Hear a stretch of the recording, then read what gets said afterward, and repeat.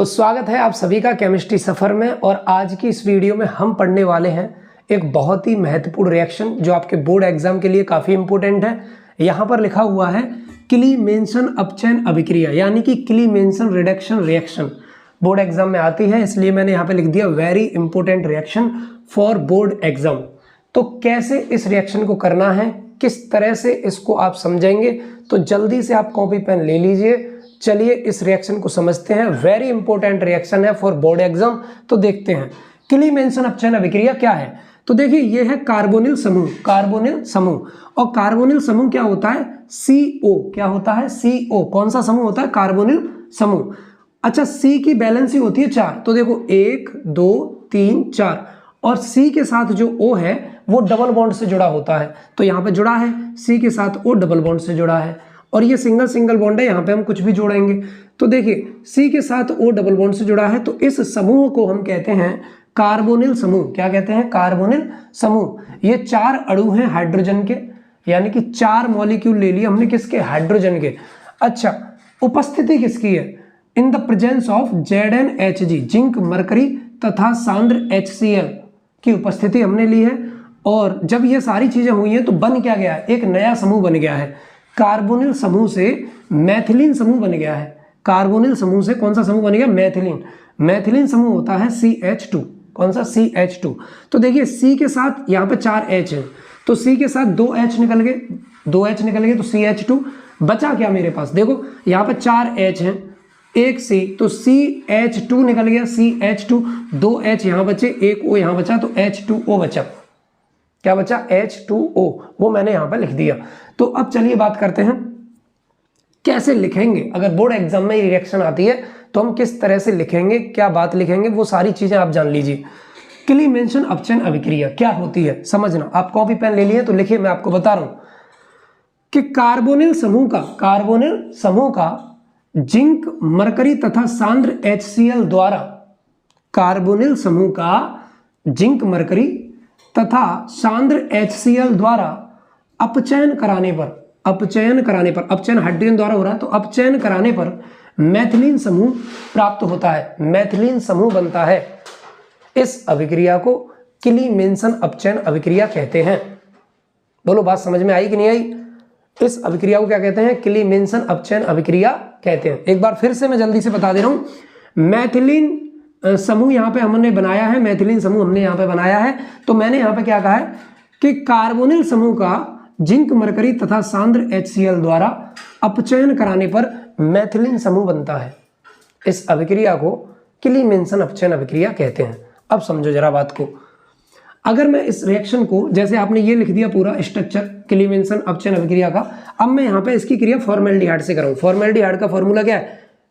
H, और यहाँ पे C और O तो वैसा का वैसा ही लिखा है। देखो CO लिख दिया वैसा का ही वैसा, यहाँ पे भी मैंने लिख दिया H, तो ये हो गया HCHO।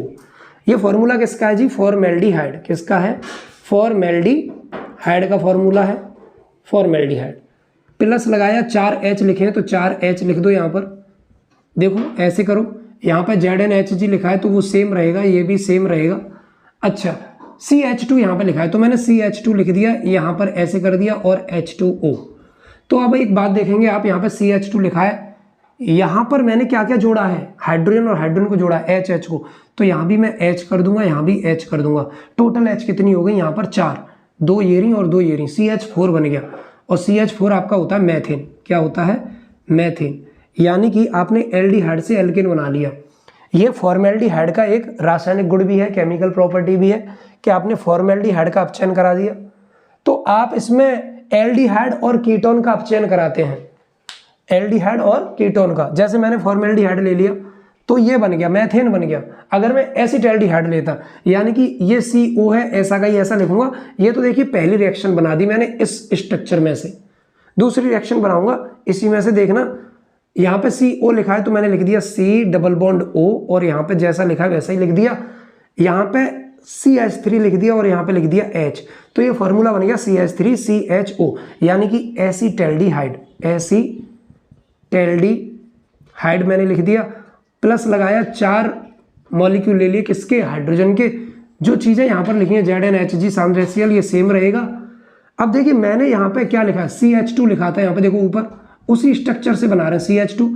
यहाँ पे देखो मैंने क्या लिखा है, CH3 और H, तो यहाँ हम लिख देंगे CH3 और H। एक बार देख लो, यहाँ लिखा है CH3, यहाँ पे H, तो यहाँ भी CH3, यहाँ पे H। यहाँ मैं जो लिख रहा हूँ वही चीज यहाँ पे लिख रहा हूँ। तो देखो C कितनी है, आप काउंट करो, C2H6, 3 और 2 5 और 1 6, तो C2H6 किसका फॉर्मूला हो गया, एथेन का फॉर्मूला हो गया। पहले आपने मैथेन बना दिया फॉर्मेल्डिहाइड से, अब आपने एसिटल्डिहाइड से एथेन बना दिया, यानी कि एल्डिहाइड से एल्केन बन रहा है। बचेगा क्या बोलो, ये सारी चीजें निकली, CH3, H2 यहाँ से आ गया और H यहाँ से आ गया, तो जल यही बचेगा H2।